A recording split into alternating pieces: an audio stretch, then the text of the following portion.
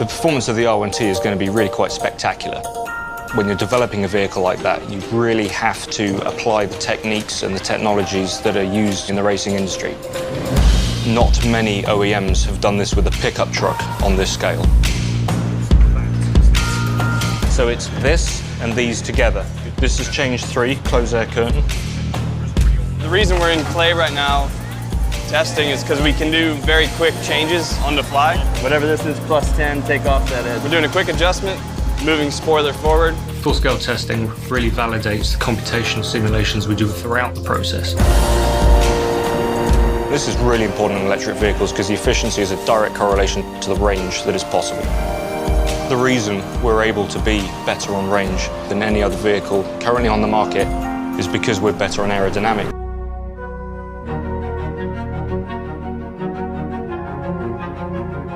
You follow a good idea. This electric adventure vehicle, it required new ideas. An electric vehicle that can be capable of traveling through harsher terrain, harsher environments.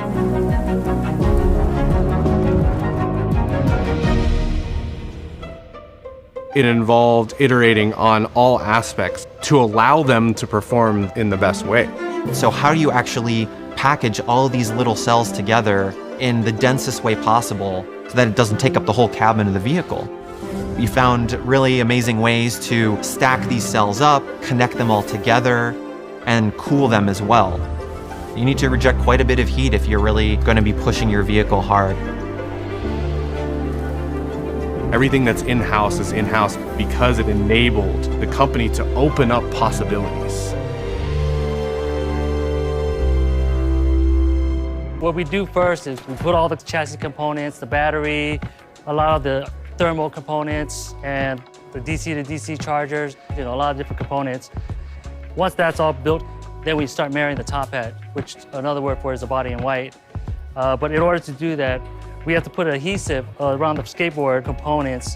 So we spent a lot of time preparing for it, making sure it fits, and then we lift the body up, put the bead of glue in, drop it down, bolt everything down, and we get it done pretty quick. It's used for various testing, vehicle dynamics, winter cold testing, suspension, chassis, electronics, software, autonomous. So we really bust our ass here, and I couldn't ask for a better crew. You guys seen these up close? These look great. So these are the 20-inch all-terrains, and these are the 21-inch all-season. Low rolling resistance tires. Isn't that lovely? It's one of my favorite parts of the design. Awesome. This is a mix of engineers, manufacturing engineering, manufacturing ops, technicians, and we're all together working through building these cars. See a skateboard being assembled down there just a few minutes prior. I think you guys caught it earlier. Here, we assembled the battery underneath, the front and rear subframes, the drivetrain. You can see we're now laying in elements on the skateboard on top. We can walk down and take a look. And essentially what you see is manufacturing engineers, manufacturing ops, vehicle engineers, all working together, all these production parts coming together in a production representative process and a production representative orientation. The quality aspect of this is really important. So you see on all the part inspection booths we have around, what we're doing is we're making sure the parts coming in from suppliers are hitting our quality spec as well. It's really important that we do this collectively together. It looks so freaking cool, doesn't it?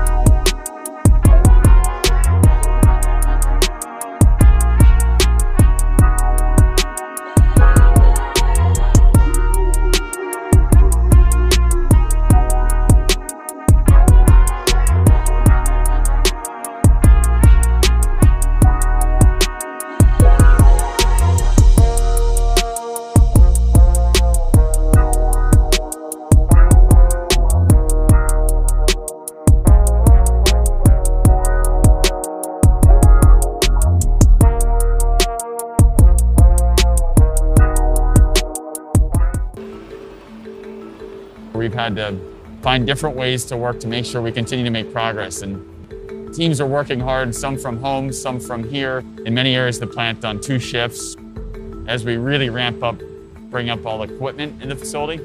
And over a very short period of time, essentially over a couple of months this fall, this 500,000 square foot room will be filled with our body shop, with robots, with fixtures, or conveyance, general assembly. There's a robot there. You guys want to see it? You can see it's in the same blue as what's going on the truck. So we like the color so much we decided to paint all of our robots that color. So how many of these things are we gonna have here? About 500. Cool, right? All the parts that come into the facility from suppliers, they come in largely in reusable dunnage. So containers that we can reuse. You know, we take the parts out and we ship the containers back.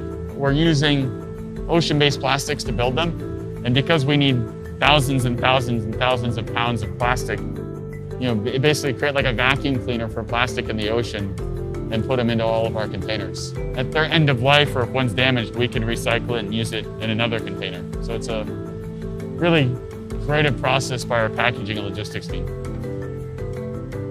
The product is the result of thousands of decisions across many different domains coming together. The decisions we're taking need to be really aligned, and if they're not, you can feel it as a customer, you can feel it in the product. I think everybody's really excited. Everybody wants to build a lot more of them. I am so excited that they have license plate and they are on public roads. It's win number 1, the first car which is truly registered for Rivian. We built this vehicle to get some early durability testing. It looks and feels somewhat like production, but is very early and somewhat prototypey. When you give it full throttle, it is like 4 seconds to 80. In the production vehicle, we'll have more power and more torque to go even faster. 100 days of driving, 13 countries, 13,000 miles, wide open spaces. There are a bunch of wild horses. We just pulled up next to them, and it's a completely silent vehicle just sitting there idling, but there's no idle because you're an electric vehicle. One of the biggest challenges is charging. We built out a charging network throughout this route of South and Central America so that you can do this. We're really happy to be showing people that you can have an adventure in some of the most remote places imaginable. Wow. This place is amazing. The testing is going really well. We're getting lots of data to understand what's happening, specifically with the battery, suspension, and chassis components. How can we get the car to act and react better? We've taken all of that data, we've put it into the vehicles that we're going to have out to customers next year. I mean, we're all familiar with a lot of electric vehicles on the road today, but there is nothing sort of doing what this vehicle is embarking on right now. We've got sand, we've got rock, these washboard roads, constant go, go, go, go, go, go, go, go, go, go, go for, 90 plus miles. It's all going to create a better product at the end of the day, because this is a pretty epic adventure, and if they can get through this, I think they'll get through pretty much anything. I don't know, the fact that we're out here getting to do this and show the vehicles are capable, it's a pretty sweet day at the office. We're in what it feels like the middle of nowhere in Arizona.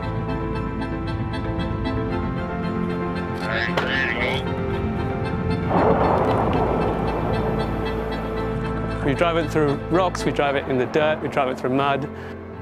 We use it for development of our in-house inverters. These cars get really beaten up. So ensuring that we deliver torque, how we optimize the power delivery of the battery, how we optimize cooling of that battery. There's a lot of technology kind of all working together, and then on top of that, we're taking it to extreme, rock crawling events, high speed off-road. So it really puts it through its paces. And then we're adding layers of software, slowly implementing new features. So the vehicle will start to recognize the terrain it's on or the mode it's in, and those will be happening kind of underneath the skin. It'll be doing it by itself, essentially. And that's when things get more and more interesting for us in the software world, where since we have individual drives on all wheels, you will be able to estimate friction across sand dune or ice or snow. This vehicle can do quite a lot of things. This vehicle is designed and engineered by people who live that outdoor adventurous lifestyle. So I want to make sure that the product that we deliver to the people does exactly what we say it does. You typically will make a bunch of compromises to do one thing really well. It'll be really good off-road, but then on-road it's kind of soft. Whereas our vehicle, it has such a broad spectrum of performance. You essentially look at, what makes it good on-road, what makes it good off-road, how do we minimize the number of compromises that allow both? And that's kind of how we arrived at the solution that we did. That's why we have 4 independent motors, so that we can optimize grip off-road, but then also optimize the handling balance on-road. Air suspension, it changes heights. So you can go to a low aero mode for efficiency. You can go to an off-road mode where it's lifted up and gives you extra ground clearance, and it's extremely capable and very confidence-inspiring. We're doing the Davis Dam cycle, and so this is where a lot of trucking companies come to prove out their towing capacity. What we're really looking for is maintain cabin temperature and then maintaining the powertrain cooling as well. And what we're trying to get is a limitation in neither. Did it on Davis Dam with 11,000 pounds, so it was pretty good to see that, like thermal validations happening. We were passing all the criteria, so it felt pretty great. All those 36 hours is definitely all worth it. Today we're at Mount Charleston doing some uphill testing in extreme heat and testing the thermal system. So today's goal is for completely hands-off. It's like a customer would be in this vehicle and they could drive it up and have no intervention. Realistically, if we have customers that own our vehicles that live out here or want to drive around here and see the scenery, we need to build a car for them too. So we're really testing the car so that our end users can use the truck the way they want them. Like, it's 99 degrees Fahrenheit and we're already at 4,000 feet. This is a fairly extreme test. It's a step up in difficulty from what we were doing in Davis Dam. Targeting 50 mph. Copy that. We're at 35 right now and increasing speed. Cruising, The car seems to be performing really well. Temperatures are okay. Hall's perfectly fine.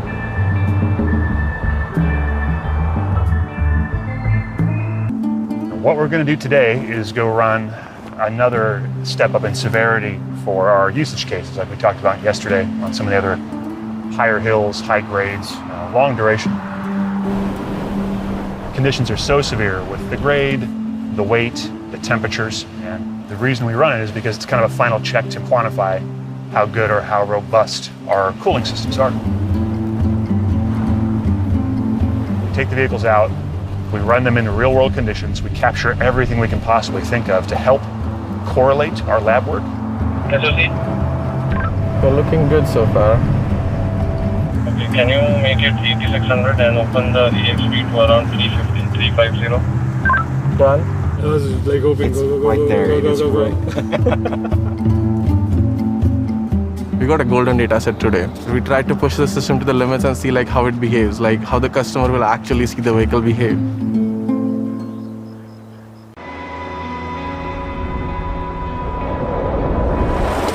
We're in the middle of the desert in Arizona at a proving grounds that allows us to explore the limits of this vehicle, both on-road and off-road.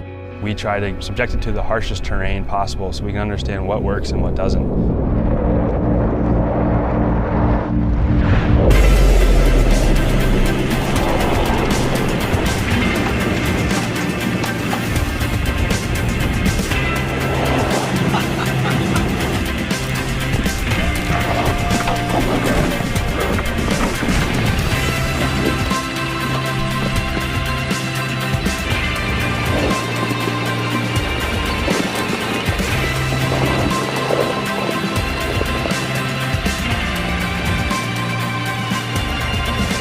What you might consider punishing it off-road, but we're learning, we're taking all that data in and constantly developing, making it better on-road and off-road.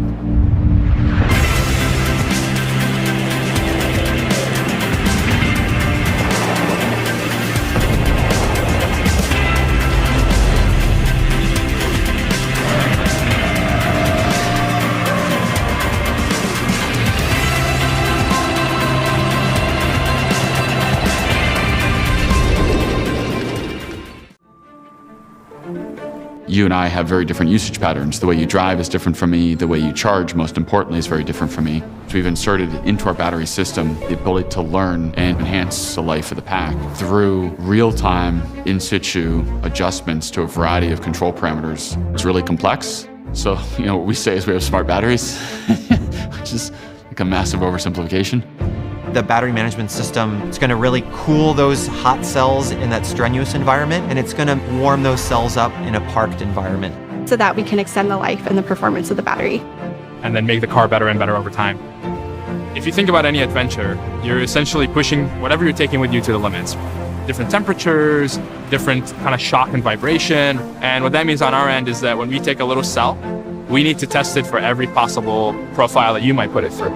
It can be used towing a boat in the middle of summer. The same customer during the winter may also go skiing in the negatives. My team's job is to satisfy all the use cases that this vehicle can potentially see.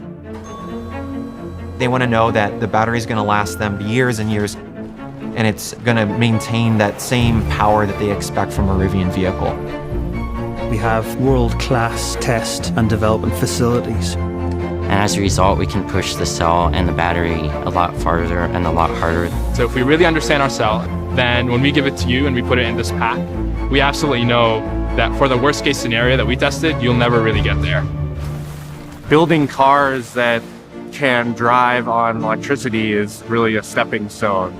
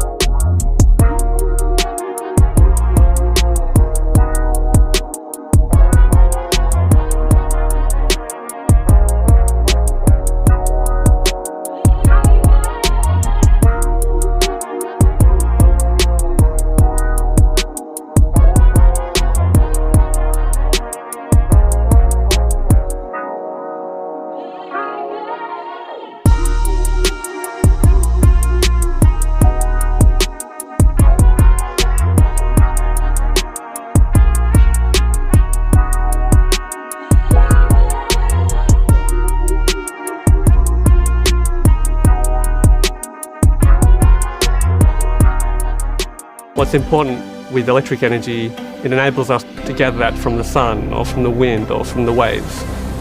One of the things that blocks us shifting there is battery storage for storing electrons when the sun's not shining and the wind's not blowing.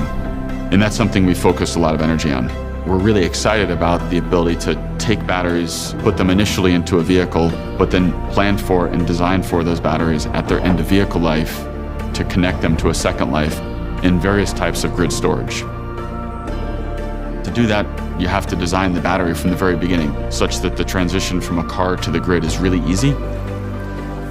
We're all aware that we have to start taking care of our planet and doing whatever we can. This has been the puzzle we as a company are trying to solve, and different people are working on different parts. We're thinking on a multi-decade basis.